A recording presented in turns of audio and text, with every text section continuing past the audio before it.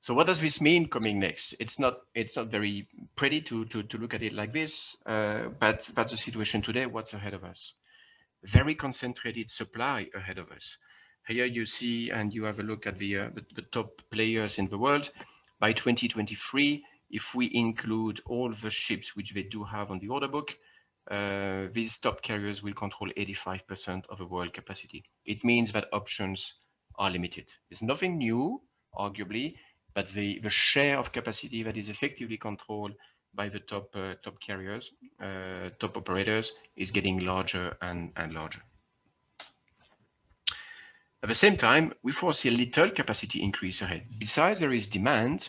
It's going to take time before indeed greater capacity is available. Not that more capacity would actually ease up the port's congestion, right? But at least it would provide maybe a bit more regularity and better visibility for shippers as to when they can indeed get guarantees for the cargo to get on board.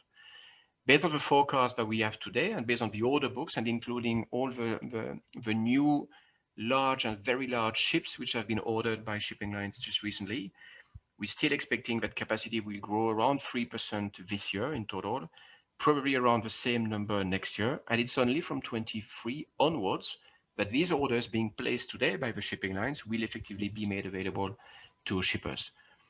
So a concentrated market, low capacity increase ahead, and at the same time, pretty enthusiastic forecast. Whether it's IHS market, whether it's the International Monetary Fund or other references, most are effectively referring to pretty strong growth forecast, GDP growth forecast ahead, strong forecast of transport of goods that goes with it, as most of the economies are effectively rebounding, as vaccination is on a good pace. So strong expectations. Most shippers, most commodities, most segments, most verticals are rather optimistic for demand coming next. This is echoed by these industry KPIs.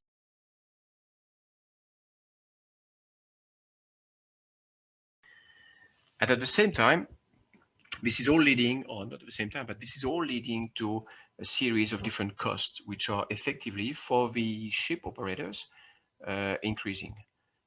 Terminal costs in the ports are increasing. Equipment costs are increasing. When we say equipment, it's about positioning containers from one place to the next where they are needed, but it's also the cost for manufacturing new units to replace and to grow the existing fleet that is available. Fuel costs are increasing. Hinterlands, depots, trucking, logistics are increasing as well. Charter rates are increasing like we've never seen. Charter rate, again, the ship owners can be either the shipping line themselves or they charter the vessels from ship owners themselves, whose job is to manage a fleet of ships, but they don't operate them themselves. And this is around 50% of the world capacity, and that capacity is made available to shipping lines. Obviously, depending on how much ships are available or not, as the influence supply-demand on the cost of a ship per day. We have seen today that 0% or there is zero basically unused vessel out there. So if you want to rent a ship, if you want to charter a vessel, it is just not available, or very, very, very limited.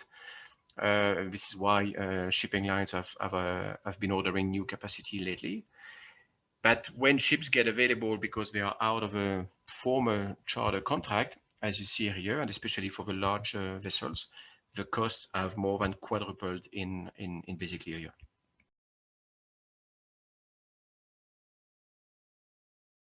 You've all heard about specific rates going to $15,000, $20,000, $25,000. It is just a reality. That trade index here, but there are other sources which obviously are available, are making this illustration of the situation here on different trades. Whether you're talking for a 40-foot, but I could also use a 20-foot equipment for which the situation is actually probably more severe because the shortage of 20-foot equipment is actually more pronounced than for 40-footers. This is not where carriers were investing in the past. It is across the board and on all the east-west and south-north routes. All of this is obviously, again, inherited to an extent from one specific trade, the Trans-Pacific, that has a very, very strong demand boost. That is effectively fueling congestion in the port, as we're seeing in Los Angeles or in Oakland, for example. And has a domino effect because it eats up capacity and it eats up equipment. It cascades with undercapacity on other trades, which have nothing arguably to do with the USA or with California, but it provokes undercapacity on these trades as well. Irrespective whether these trades are also facing a strong demand. Supply-demand imbalance, and the rates continue to increase.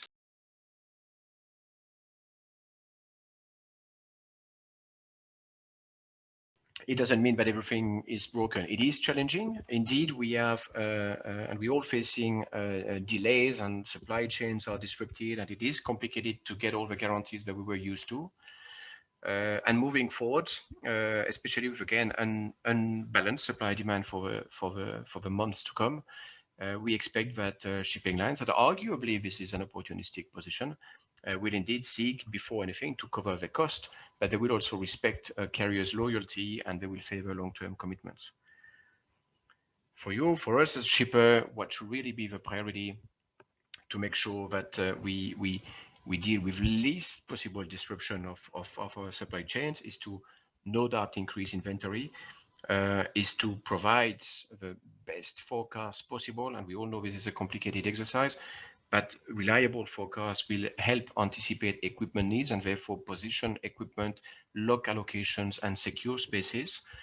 It's obvious today to me that we should also be looking at prioritizing longer term contracts. The spot is one option, of course, but this is also where shipping lines are arguably taking the most advantage because there is so much demand for spot shipments. Focusing on longer term is in my view, a better avenues. That means paying the right price, but it also means ensuring that besides providing forecast, we are also able to deliver the commitments and the allocations which we are reserving with the shipping lines. There's a lot of people and a lot of other shippers, other commodities that are waiting at the gate of the carriers until somebody, one of the existing customers, defaults so that they can take their space and their containers. So it's today obvious and really essential, I would say, to make sure that commitments can be delivered and that forecast can be provided with best possible visibility.